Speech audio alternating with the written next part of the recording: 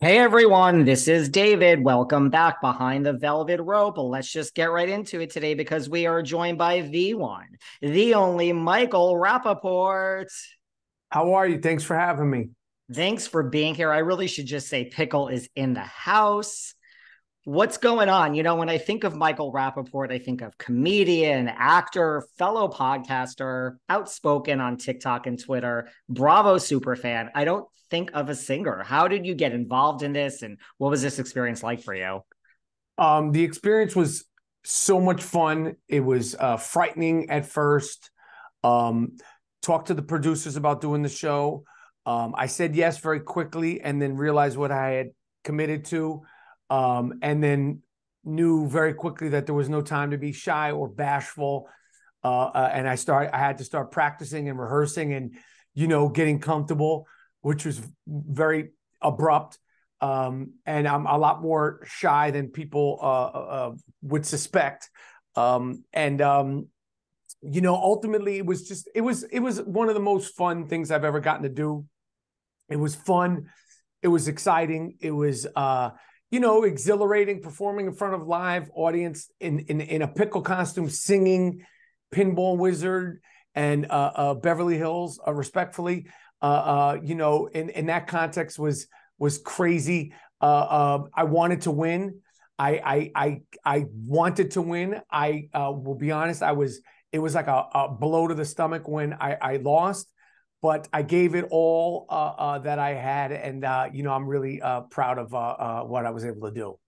Once this starts to get out there to the people, which of your famous friends do you think is going to give you, the most flack or the most praise once people find out that you were Pickle? Well, I'm only expecting friends to give me praise as I'm expecting the world to give me praise because, I didn't know at 53 that I had a voice of an angel, but now I know and the world knows. So, I only expect people to be excited about what's to come for Michael Rapaport as a singer, a song and danceman. That's all I'm expecting is what's to become of and Luann de Lesseps, the Countess, who I love reality TV. She has a show. She has a singing show. And who knows? I might, I'm performing live doing stand-up comedy, but I might have to implement, song and dance into that show. I think you might have to. Look, she's at 54 below this December. You're a New Yorker. I know you're on tour with your own Michael Rapaport comedy through the end of the year. You're in Chicago on the 20th and 21st, but maybe you and Luann will end up back in New York around the same time and you can make an appearance at 54 below with Luann. Luann, the Rolling Stones are doing some. It's a lot of options, and I'm not going to confirm or deny anything, but there's a lot of opportunities as the singer being thrown my way. That's all I can say at this point. The holidays are almost here. Who wouldn't want a Michael Rapaport holiday album? That's really the question. It's like not who wants it, it's who would not like a Michael Rapaport holiday album or a Michael Rapaport disco-themed holiday album. It's all being discussed, and everything is on the table as we speak. You see what the Masked Singer can lead to? You did sing the Who and Weezer. What type of what's on your iPod? Who are your favorites? Well, I love all my hip hop. I grew up, hip hop. I grew up with disco, grew up with classic rock. Those are my main. I love my jazz. I love my reggae. Hip hop is probably the thing I listen to the most because I work out to it. Then there's all my 70s, soul, and then my 60s and 70s rock. I took on the spirit, as you can tell. I don't need to tell you. I took on the spirit of Mick Jagger in the pickle costume. He was my muse. Gimme Shelter by the Rolling Stones was definitely getting me amped up because I was like, this is how nuts I was. I was literally like, I am Mick Jagger. I'm Mick Jagger. I'm Mick Jagger in a pickle costume singing Pinball Wizard by The Who. That's where my head was at come performance number one.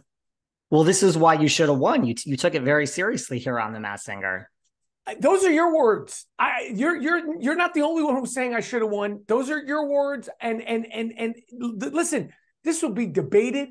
This will be discussed forever. Whether or not there's a recount, a lot of things are being thrown around right now. A lot of things are being thrown around. Well, listen, you mentioned Luann, and you are a Bravo aficionado. When I need to get, what is going on Bravo, I turn to you. You shared the same season as the one and only Mr. Tom Sandoval. Like, did you know he was the diver? What are your thoughts? I didn't know he was the diver. When I found out he was the diver, I shat. I was tripping the fuck out that Sandoval was there.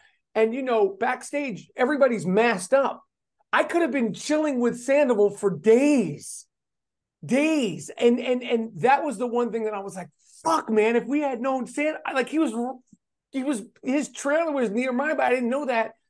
And I am in the middle of rewatching the entire Vanderpump Rules series now. So everything that's led up to Scandoval, rewatching all of Vanderpump Rules right now, rethinking it, reimagining it, on my way to BravoCon this year. BravoCon's 3 days. I'll be in Vegas 5 days because I'm preparing to go to BravoCon before I even get to BravoCon.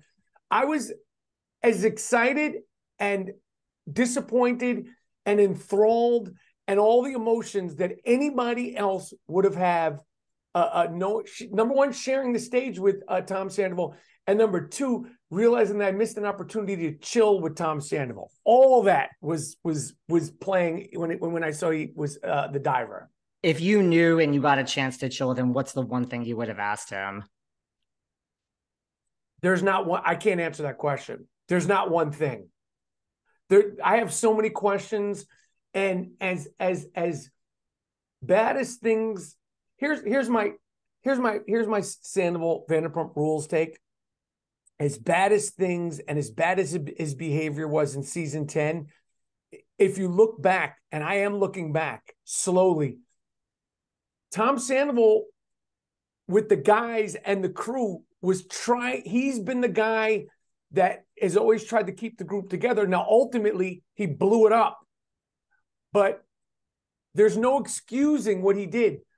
But my reality TV stars, whether it's Bravo Housewives or Vanderpump, I appreciate the bad guys, because without the bad guys or bad girls, bad women, we have no show.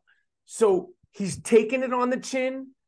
Schwartz should be thanking him, because Schwartz, am I going too much down a rabbit hole here for your audience? You guys are cool with this? Michael, you don't understand. My audience would like to hear you talk about this for the next 7 hours, and I am not even exaggerating to you. This